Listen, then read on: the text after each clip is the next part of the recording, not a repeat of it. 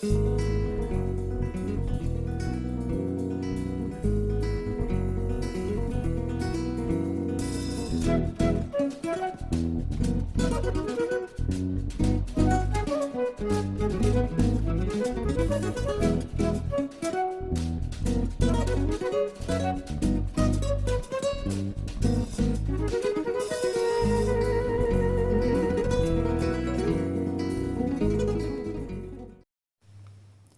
buenas, les habla Guillermo Ávila Colina, escritor costarricense para Musitaciones Bohemias. El día de hoy continuaremos con la lectura de cuentos, o la maratón de lectura de cuentos, con un libro bastante especial que salió en el 2012 y se llamó El fin del mundo, cuentos apocalípticos. Y con este quisiera explicar un poco la dinámica que mencioné en el cuento pasado. Vamos a regalar algunos de estos libros. Entonces, ya había prometido regalar una copia de Vía 28. Vamos a dar también una copia de Cyberpunk 506 y vamos a regalar una copia de este libro El fin del mundo. Vamos a dar una por semana.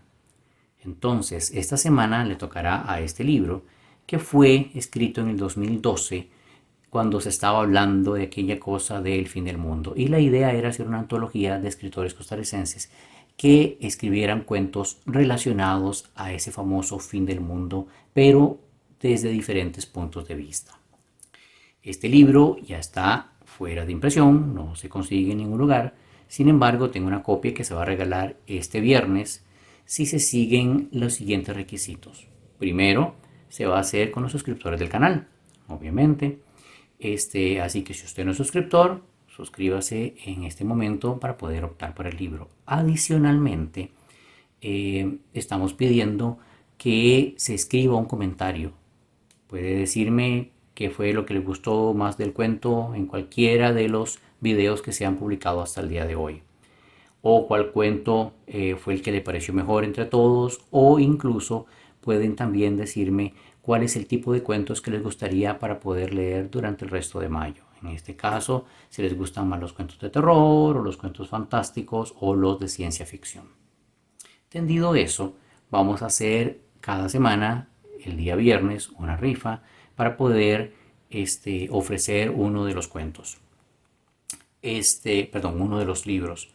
El de esta semana sería justamente El fin del mundo, del cual procedo, sin más dilación, a leer el cuento escogido, que se llama Apocalipsis del Bolívar, de Rodrigo Soto. Desconocedoras del calendario de los hombres e ignorantes de las profecías sagradas, las criaturas y las bestias cautivas en el Parque Simón Bolívar no podían suponer que se avecinaba el fin del siglo XX y del segundo milenio, y con él el juicio final. Al menos no lo suponían los gavilanes y los guacamayos ante el repentino encenderse del cielo de la noche en un estallido de luces multicolores y en un retumbo de truenos sin fin. Llegando desde muy lejos, enardecidos y multiplicados por la majestuosa cúpula del cielo, los alaridos humanos se arremolinaban en sus oídos, acompañados por el frenético batir de alas de los pavos reales, las pavas, las loras, los tucanes y los sargentos, que se estrellaban enloquecidos contra el sedazo de los encierros tratando de escapar de allí. El marigordo, el yaguarundí, el caucel y los jaguares famélicos elevaron sus ojos amarillos hacia el firmamento que, en mitad de la noche, se iluminaba como si apenas fuese mediodía y se deshacía en pedazos sangrientos. Aterrorizados por las ramas tristes del árbol que crecía en el centro de su foso, los monos cariblancos miraron el cielo inundado de fuego y comprendieron, en su oscuro mundo vacío de palabras, que había llegado el temido fin de los tiempos.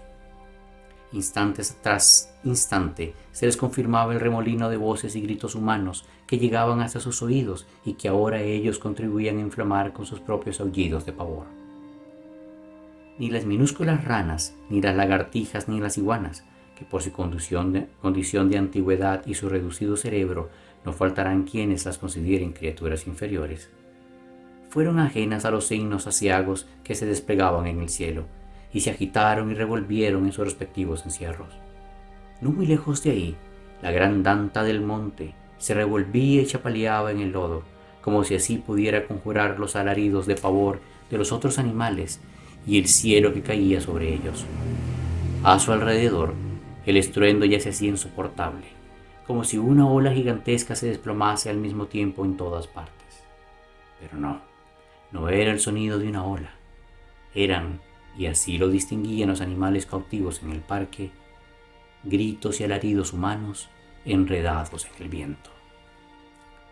Todo indicaba que la tragedia del diluvio se repetía, aunque ahora en forma temible, de una lluvia de fuego y sin la mano bondadosa y diligente de un anciano como Noé, que los salvara y protegiera a ellos del divino castigo enviado a los humanos por sus extravíos y desafueros.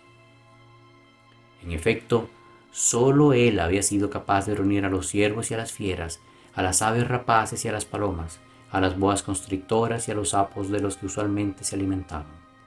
En el arca, las grandes ungulados de cuernos curvos y otras criaturas que pasían en los dominios del sol compartieron brevemente, como en los días olvidados del paraíso terrenal, pero ahí claro, bajo la mirada benevolente pero vigilante de Dios, con los felinos y otras bestias de agudos colmillos hechos para desgarrar sus pieles. La pervivencia de estas especies hasta nuestros días habla bien del talento y la paciencia de Noé, y de los suyos para apaciguar los impulsos asesinos de las bestias y para mantener una precaria y quebradiza paz. Los zoológicos son los tristes sucedáneos del arca. Solo allí la diversidad de bestias imaginadas por Dios convive y comparte brevemente, si se puede llamar vida a lo que allí soportan y padecen. Naturalmente, lo hacen en jaulas y encierros aislados, sobrellevando una suerte de exilio solitario, sin ninguna posibilidad de interactuar entre ellos, como lo hicieron sus ancestros durante los días extraordinarios del diluvio universal. Por lo demás, cuesta creer que sea una coincidencia, o peor todavía, un homenaje bien intencionado al prócer y libertador de la mitad de América, el que se bautizara con su nombre el Zoológico Nacional de Costa Rica, y más parece un comentario irónico y desencadenado acerca de las posibilidades de realización del sueño bolivariano de unidad americana. En todo caso, el primero que aquella noche aciaga consiguió escapar fue un mapachín.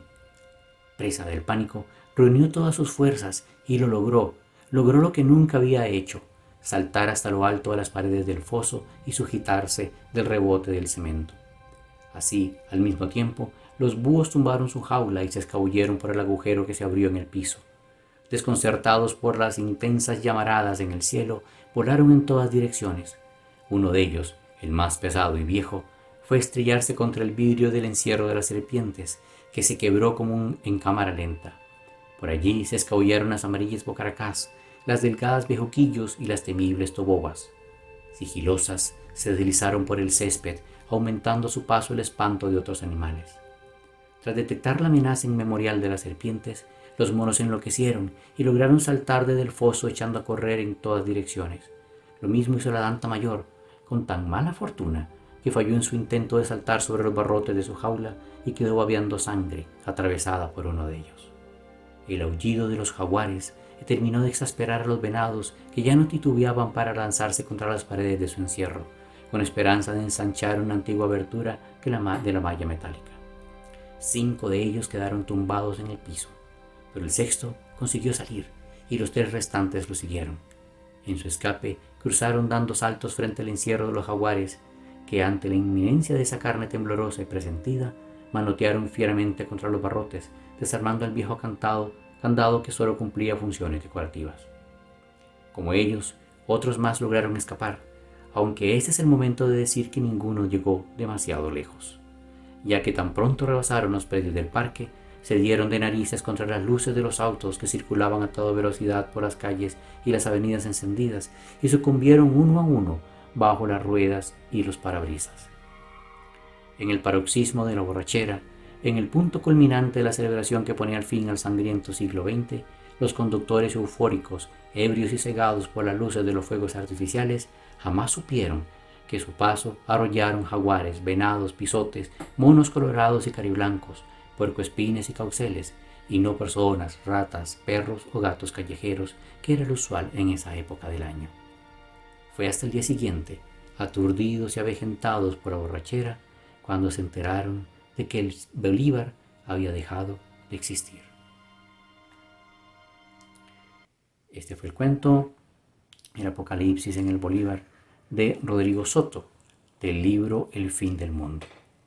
Recuerden, suscríbanse, continúen en el canal, seguirán más cuentos de diferentes temáticas, con más libros de autores costarricenses.